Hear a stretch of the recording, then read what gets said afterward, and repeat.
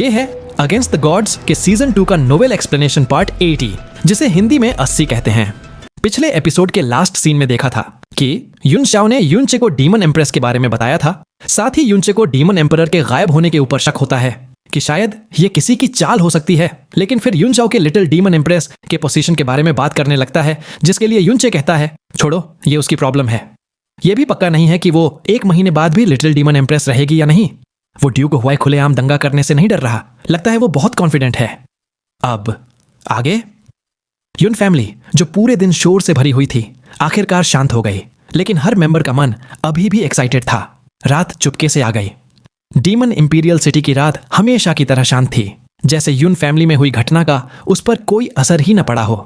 लेकिन युन चिंगहोंग और उनकी पत्नी की प्रोफाउंड स्ट्रेंथ के पूरी तरह से रिकवर होने की खबर शाम तक पूरे डीमन इंपीरियल सिटी में फैल चुकी थी, जिससे सभी बड़े क्लैंस में हलचल मच गई। अगले दिन से युन फैमिली का गेट बेहद लाइवली हो गया, क्योंकि लोगों की एक न खत्म होने वाली भीड़ युन चिंगहोंग से मिलने आने लगी। आने वाला हर शख्स एक बड़े खानदान से था, लेकिन सभी को पोलाइटली मना कर दिया गया। उन्हें बताया गया कि पेट्रियार्क 3 दिन तक किसी भी गेस्ट से नहीं मिलेंगे। जो क्लान असेंबली अगले दिन होनी थी, वो भी युन चिंगहोंग के ऑर्डर से 3 दिन के लिए टाल दी गई।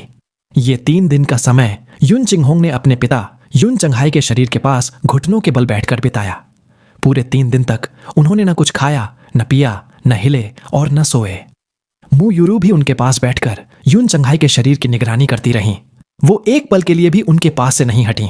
अगर कोई जरूरी मामला ना होता तो युन चिंगहोंग शायद 1 महीने तक घुटनों पर बैठे रहते। युन चंघाई के अवशेष रिमेन्स वापस आने की बात पब्लिक नहीं की गई थी। उन चारों के अलावा यह बात कोई नहीं जानता था। 3 दिन बाद युनचे ने कॉफिन ऑफ इटर्निटी को स्काई पॉइजन पर्ल में रख लिया। युन चिंगहोंग ने इस पर कोई आपत्ति नहीं जताई, क्योंकि उन्हें अपने बेटे पर पूरा भरोसा था। जब युनचे ने मिरर ऑफ समसारा को डीमन एम्परर क्लैन को वापस न करने की बात कही, तो युन चिंगहोंग ने थोड़ी देर सोचा और फिर सीधे मिरर ऑफ समसारा युनचे को दे दिया। उनका बेटा हाल ही में लौटा था। उनकी खुशी, सुकून और पिछले 20 साल का गिल्ट इतना ज्यादा था कि वो युनचे की कोई भी इच्छा मना नहीं करना चाहते थे, भले ही इसके लिए उन्हें अपने प्रिंसिपल्स ही क्यों न तोड़ने पड़े। युनचे के युन फैमिली का वंशज होने की बात भी उन चारों के बीच एक राज थी। अगर ये बात फैलती तो लोग जरूर इस मामले को प्रोफाउंड स्काई कॉन्टिनेंट से जोड़ते, जिससे युनचे के लिए अनजाना खतरा पैदा हो सकता था। वो चाहते थे कि जो लोग युनचे पर नजर रखे हुए हैं उन्हें कुछ न मिले, ताकि उनके दिल शंका और डर से भर जाएं। युन फैमिली की आने वाली मुसीबत को खत्म करने और पेट्रियार्क के गॉडसन होने के नाते युनचे का स्टेटस युन फैमिली में तेजी से बढ़ गया था। यहां तक कि युन फैमिली के एल्डर्स भी जब उसे देखते तो हल्के से मुस्कुराकर उसे सम्मान देते थे। रात गहरी हो चुकी थी। पिछले कुछ दिनों में युनचे ज्यादा बाहर नहीं गया। उसने अपना ज्यादातर समय ट्रेनिंग रूम में extreme mirage lightning movement skill को कल्टीवेट करने और heaven smiting devil slayer sword के वेट के आदी होने में बिताया। युनचे ने खुद से बड़बड़ाया, अपनी ट्रेनिंग के फल देखने का वक्त आ गया है। उसने फ्रोजन एंड इल्यूजरी मिरर को तोड़ दिया। युनचे ने हल्के से सांस छोड़ी और उसके शरीर से प्रोफाउंड एनर्जी का ऑरा तेजी से गायब हो गया। पलक झपकते ही उसकी सारी एनर्जी जैसे छिप गई। प्रोफाउंड एनर्जी फील्ड तो छोड़ो, यहां तक कि उसकी सांस और दिल की धड़कन भी पूरी तरह से गायब हो गई। अगर कोई उसकी तरफ पीठ करके खड़ा हो तो वो उसकी प्रेजेंस को बिल्कुल भी डिटेक्ट नहीं कर पाएगा। Hidden flowing lightning skill activate होने पर उसकी प्रोफाउंड एनर्जी उसके ऑरा को शरीर के अंदर लॉक कर रही थी। इस स्किल को मेंटेन करने के लिए बहुत कम प्रोफाउंड एनर्जी लग रही थी, जो उसकी great way of the Buddha से बढ़ी हुई रिकवरी रेट से भी कम थी। उसने हिडन फ्लोइंग लाइटनिंग की स्टेट मेंटेन की और काले कपड़े पहनकर प्रैक्टिस रूम से बाहर निकला। वो छत पर कूदा और एक रैंडम डायरेक्शन में आगे बढ़ने लगा। युन फैमिली में उसके करंट स्टेटस के कारण अगर उसे कोई देख भी लेता तो ये कोई बड़ी बात नहीं थी। लेकिन जिस चीज ने उसे खुश किया वो ये थी कि भले ही वो युन फैमिली के आधे से ज्यादा ग्राउंड से गुजर गया, एक भी इंसान ने उसकी प्रेजेंस को नोटिस नहीं किया। और ये जगह कोई आम जगह नहीं थी, बल्कि पावर के पीक पर खड़े अनेकों स्ट्रॉन्ग इंडिविजुअल से भरी हुई थी। यहां ओवरलॉर्ड्स ढेर के ढेर थे। फिर भी युनचे ने पूरे युन फैमिली होल्डिंग्स का चक्कर लगाया और किसी ने उसकी प्रेजेंस को डिस्कवर नहीं किया। युनचे की प्रेजेंस छिपाने की एबिलिटी पहले से ही काफी स्ट्रॉन्ग थी, लेकिन अब हिडन फ्लोइंग लाइटनिंग की मदद से रिजल्ट्स उसकी उम्मीदों से भी ज्यादा थे। युनचे ने अपने मन में सोचा, अगर मैंने ये hidden flowing lightning azure cloud continent में सीख ली होती तो मुझे लगातार भागना नहीं पड़ता। इसके बाद वो सीधे युन फैमिली होल्डिंग से बाहर निकला और रात में लिपटी हुई डीमन इंपीरियल सिटी में एंटर कर गया। भले ही यूनचे डीमन इंपीरियल सिटी में 2 महीनों से था, उसने अपना सारा समय यून चिंगहोंग और मू यूरू को रिकवर करने में मदद करते हुए बिताया था, इसलिए उसने कभी ठीक से शहर का दौरा नहीं किया था। अंधेरी रात में भी एक स्ट्रॉन्ग प्रोफाउंड प्रैक्टिशनर की विजन को असर नहीं होता। यूनचे नॉर्थ की तरफ जाते हुए ज्यादा तेज नहीं चला ताकि कंसीलमेंट मेंटेन कर सके। रास्ते में उसने कई स्ट्रॉन्ग इंडिविजुअल्स की प्रेजेंस महसूस की, लेकिन किसी ने भी उसे डिस्कवर नहीं किया। जब उसने रात के पर्दे में डूबी डीमन इंपीरियल सिटी पर नजर डाली तो वो एक्सट्रीम मिराज लाइटनिंग की पावर को टेस्ट करने से खुद को रोक नहीं पाया। उसका शरीर तुरंत एक बिजली के झटके में बदल गया और तेजी से आगे बढ़ा। पलक झपकते ही वो रात में गायब हो गया। इंस्टेंटेनियस मूवमेंट स्पीड के मामले में extreme mirage lightning star gods broken shadow से कंपीट नहीं कर सकती थी, लेकिन कंटिन्यूअस मूवमेंट स्पीड में स्टार गॉड्स ब्रोकन शैडो भी उससे पीछे थी। उड़ते वक्त यूनचे को सच में ऐसा लग रहा था जैसे वो खुद बिजली बन गया हो। इससे पहले कि वो रिएक्ट कर पाता, वो पहले ही 350 मीटर से ज्यादा दूर जा चुका था। उसके अलावा उसकी करंट स्पीड हुआ मिंगहाई की उस वक्त की स्पीड से भी ज्यादा थी। आखिरकार यूनचे की प्रोफाउंड एनर्जी अब हुआ मिंगहाई से कहीं ज्यादा थी। अब जब उसने बेपरवाही से इसकी पूरी कैपेबिलिटी दिखाई तो उसे इस एक्सट्रीम स्पीड के आदी होने में थोड़ा वक्त लगा। यह एहसास कि उसने पूरी दुनिया को पीछे छोड़ दिया है बेहद रिफ्रेशिंग था, इसलिए यूनचे ने अनजाने में अपनी स्पीड और बढ़ा दी। डीमन इंपीरियल सिटी की सड़कों पर चलता हुआ एक बुजुर्ग आदमी ने अचानक आसमान में एक तेज हवा की आवाज सुनी। उसने सर उठाया, लेकिन आवाज दूर जा चुकी थी। उसने गुजरे हुए इंसान का कोई निशान तक नहीं देखा। बुजुर्ग आदमी ने एक्साइटेड होकर कहा, क्या तेज स्पीड थी? कहीं ये बड़े फैमिलीज में से कोई मोनार्क तो नहीं? एक्सट्रीम मिराज लाइटनिंग की स्पीड हैरत अंगेज थी और प्रोफाउंड एनर्जी का खर्च भी उसकी उम्मीद से कम था। यूनचे अनजाने में ही 150 किलोमीटर से ज्यादा का सफर तय कर चुका था, लेकिन उसे बिल्कुल भी थकान महसूस नहीं हुई। वह आखिरकार रुक गया, लेकिन जैसे ही वो वापस लौटने वाला था, उसने महसूस किया कि उसके सामने डीमन इंपीरियल सिटी के ऊंचे सिटी गेट्स थे। उसने सोचा, जिस दिशा में मैं उड़ा, यह डीमन इंपीरियल सिटी का नॉर्दर्न गेट है। इतने कम समय में वो पहले ही शहर के बाहरी इलाके में था। एक्सट्रीम मिराज लाइटनिंग की स्पीड दौड़ती हुई बिजली जैसी थी। इतने कम समय में युन फैमिली से यहां तक पहुंचना सिर्फ किसी peak tyrant profound realm expert के बस की बात थी, जबकि वो खुद सिर्फ पीक स्काई प्रोफाउंड रेल्म पर था। यह जगह डीमन इंपीरियल सिटी के दूसरे छोर पर थी। यूनचे ने कुछ सोचा और घर लौटने का ख्याल छोड़ दिया। वो आगे उड़ता रहा और जल्द ही सिटी लिमिट से बाहर निकल गया। जैस्मिन, जो सो रही थी, जाग गई और उसने पूछा, तुम कहां जा रहे हो? होंगर भी जाग गई और बोली, हो, ये कौन सी जगह है? इतना अंधेरा क्यों है? यूनचे ने जवाब दिया, श्याओयुन ने बताया था कि golden crow lightning flame valley demon imperial city के ठीक नॉर्थ में है। शायद मुझे उस जगह की एक झलक मिल जाए। जैस्मिन ने कहा, तुम golden crow lightning flame valley जाना चाहते हो? वो जगह इल्यूजरी डीमन रेल्म की सबसे इंपॉर्टेंट लोकेशन है। वहां बेहद स्ट्रॉन्ग गार्डियंस होंगे। अगर तुम उसे ढूंढ भी लेते हो तो क्या करोगे? यूनचे ने कहा, मैं सिर्फ क्यूरियस हूं। मैं अंदर घुसने की कोशिश नहीं करूंगा, क्योंकि अगर मुझे अंदर जाना भी है तो मैं सिर उठाकर जाना चाहता हूं, और फादर, मदर और श्याओयुन के साथ। ये बोलते हुए यूनचे 50 किलोमीटर और आगे निकल गया। उसके नीचे हरी घास का एक विशाल मैदान था, जहां कोई इंसान, डीमन या बीस्ट नहीं था। यूनचे ने हैरान होकर कहा, अजीब है, यह जगह डीमन इंपीरियल सिटी से ज्यादा दूर नहीं है, फिर भी यहां कोई नहीं है। फिर उसने सोचा, कहीं ऐसा तो नहीं कि golden crow lightning flame valley इस दिशा में है, इसलिए किसी को यहां आने की इजाजत नहीं है। यही सबसे अच्छा एक्सप्लेनेशन लग रहा था। होंगर की एक्साइटेड आवाज आई, मास्टर, जल्दी देखो, वो जगह चमक रही है। क्या वहां कुछ अच्छा खाने को है? यूनचे ने नीचे देखा और बेबस चेहरे के साथ कहा, वह एक छोटी सी झील है, चमकती हुई चीज नहीं, और वो तुम्हारे खाने के लिए नहीं है। झील की सतह चांदनी को रिफ्लेक्ट कर रही थी। होंगर के लिए जो भी चीज चमकती थी वो निश्चित रूप से कुछ अच्छा खाने की चीज थी। होंगर की आवाज धीमी हो गई और उसने कहा, छोटी झील? ओह। जैस्मिन ने अचानक कहा, यूनचे, नीचे जाओ और एक नजर देखो। यूनचे का बॉडी रुक गया और उसने पूछा, तुम्हें क्या पता चला? जैस्मिन धीरे से बोली, उस छोटे से लेक से एक बहुत स्पेशल ऑरा आ रही है। ये थोड़ी थोड़ी गोल्डन क्रो के ऑरा जैसी लग रही है। यूनचे ने तुरंत पूछा, तुम पहले कभी गोल्डन क्रो के ऑरा के कांटेक्ट में आई हो? जैस्मिन ने कहा, वो अभी इंपॉर्टेंट नहीं है। भले ही ऑरा बहुत फेंट है, पर एक लेक से गोल्डन क्रो जैसी ऑरा आना बहुत अनयूजुअल है। नीचे जाकर कंफर्म करो। गोल्डन क्रो की पावर फायर एलिमेंट से बिलोंग करती थी, लेकिन एक लेक में वाटर होता है, इसलिए यह सुनने में अजीब था। जब युनचे ने कंफर्म कर लिया कि आसपास के एरिया में कोई नहीं है, तो उसने जैस्मिन की बात मानी और नीचे लेक के किनारे लैंड कर गया। यह एक बहुत छोटा सा लेक था, एक पॉन्ड से ज्यादा बड़ा नहीं। लेक का वाटर बेहद साफ था। धुंधली मूनलाइट के नीचे भी लेक का बॉटम साफ दिख रहा था।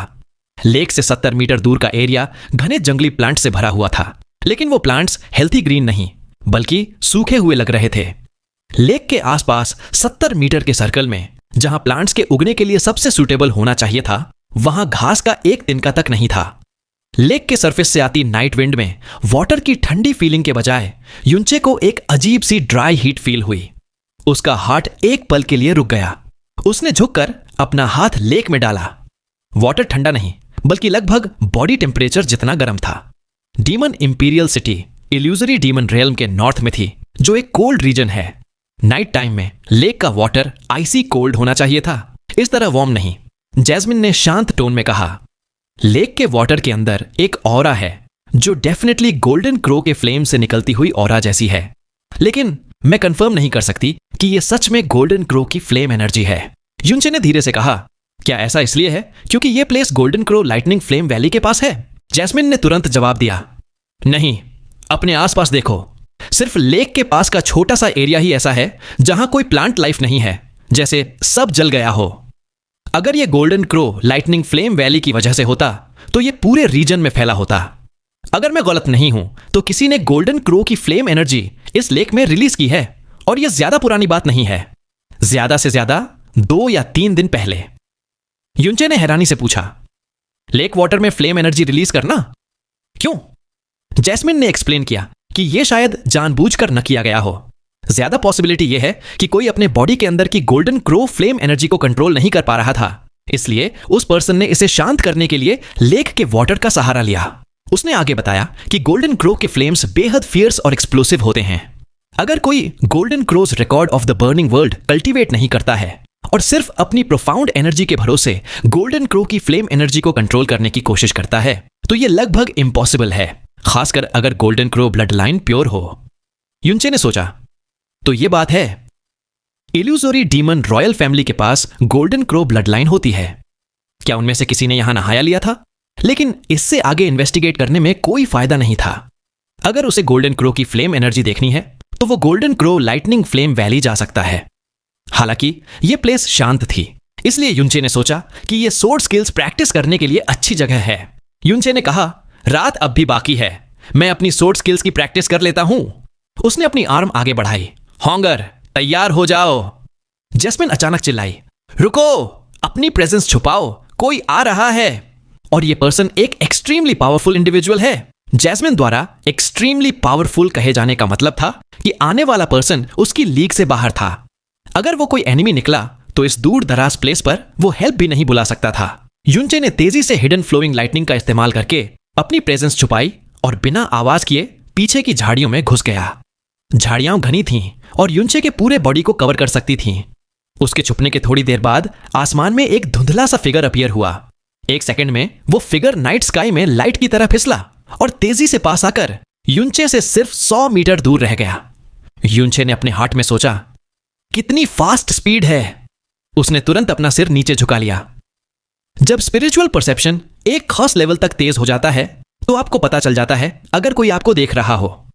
इस पर्सन की हैरत अंगेज स्पीड उसकी बेहद स्ट्रॉन्ग स्ट्रेंथ का सबूत थी, शायद उसके फादर युनचिंग होंग से भी कम नहीं। जैसे ही युनचे ने अपनी निगाह नीचे की, उसने रियलाइज किया कि दूसरे पर्सन की स्पीड कम हो गई है। फिर वो हवा में ही रुक गया। युनचे जम गया। उसने सोचा, क्या मैं पकड़ा गया? हिडन फ्लोइंग लाइटनिंग इस क्रिटिकल टाइम पर यूजलेस कैसे हो गई?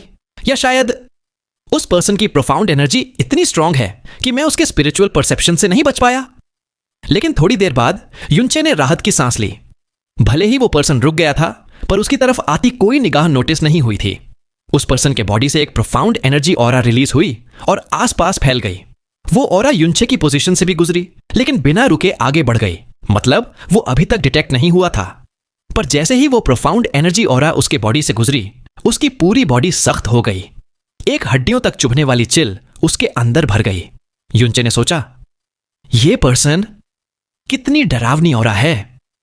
युनचे को यकीन हो गया कि इस प्रोफाउंड एनर्जी ऑरा की स्ट्रेंथ युन चिंगहोंग से बिल्कुल कम नहीं थी। इसके अलावा इसमें एक बेहद हैवी प्रेशर वाली फीलिंग भी थी, जिससे युनचे को लगा जैसे उसका सारा ब्लड जम जाएगा। युनचे ने सोचा, यह कैसा इंडिविजुअल है, इसने मेरी प्रेजेंस डिस्कवर नहीं की, लेकिन यहां रुक गया, मतलब यह पर्सन यहीं आ रहा था। एक सॉवरेन प्रोफाउंड रेल्म एक्सपर्ट आधी रात को यहां क्या कर रहा था? वो पर्सन काफी देर तक हवा में रुका रहा।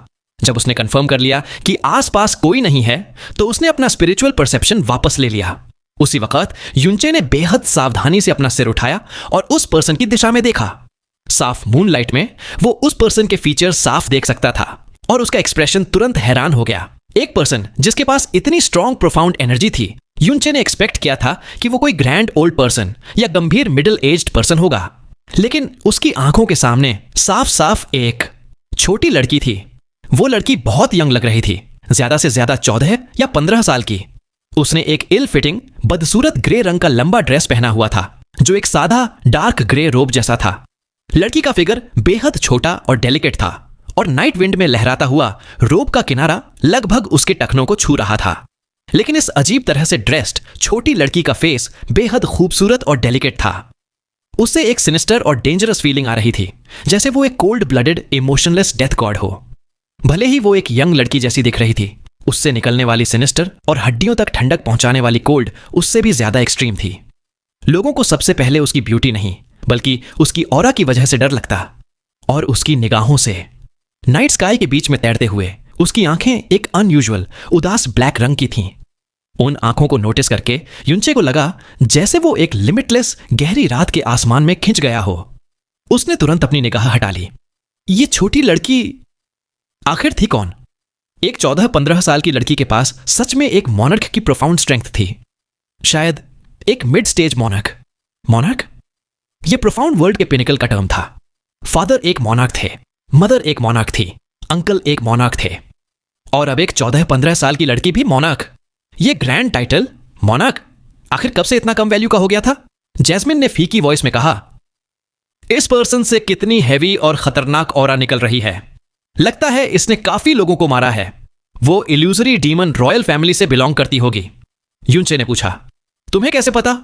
जैस्मिन ने वार्न किया, क्योंकि उसके बॉडी के अंदर गोल्डन क्रो ब्लड लाइन की प्रेजेंस है। तुम बेहतर है अच्छे से छुप जाओ। अगर उसने तुम्हें डिस्कवर कर लिया तो वो बिना हिचकिचाहट के तुम्हें मार डालेगी। युनचे ने सोचा, ये आधी रात को यहां अकेले आई हैं, क्या करने का इरादा है? जैसे ही युनचे ने सोचा, वो लड़की धीरे धीरे जमीन पर उतरने लगी। उसके बाल बहुत लंबे थे, उसके हिप्स से भी नीचे। जैसे ही उसके पैरों ने लेक के सेंटर को छुआ, वो रुक गई और अपनी आंखें बंद कर ली। आंखें बंद करते ही उससे निकलने वाली हैवी, सिनिस्टर और आइसी कोल्ड ऑरा गायब हो गई। वो यंग लड़की शांति से लेक के सेंटर में खड़ी थी। उसका एक्सप्रेशन शांत था, जबकि उसके ब्लैक हेयर हवा में नाच रहे थे। धीरे धीरे लड़की ने अपनी दोनों आर्म्स फैलाए। उसके चौड़ी स्लीव्स के नीचे से जेड पोर्सिलेन जैसे कोमल छोटे सफेद हाथ बाहर निकले। उसके बाद उसकी बॉडी नीचे उतरती रही, जब तक कि उसके घुटनों के नीचे का हिस्सा लेक में डूब नहीं गया। तभी उसके बॉडी से आग की लपटों का एक गुच्छा निकला। फ्लेम्स डल थे, लेकिन वो तेजी से फैले और उसकी पूरी बॉडी को घेर लिया। जैसे ही उसके बॉडी पर आग जलनी शुरू हुई, उसका ग्रे रोब तेजी से राख में बदल गया। जैसे ही आग बुझी, एक स्नो वाइट डेलिकेट जेड जैसी बॉडी नाइट विंड में गर्व से सामने आ गई, सीधे युनचे की आंखों के सामने। वीडियो को लाइक करके, चैनल को सब्सक्राइब करके हमारी छोटी सी फैमिली का हिस्सा बन जाइए। अगर ऐसे ही और वीडियोस देखनी है तो साथ ही अगर आपके दोस्त भी इस तरह की वीडियोस में इंटरेस्टेड हो तो उन्हें शेयर भी कर देना।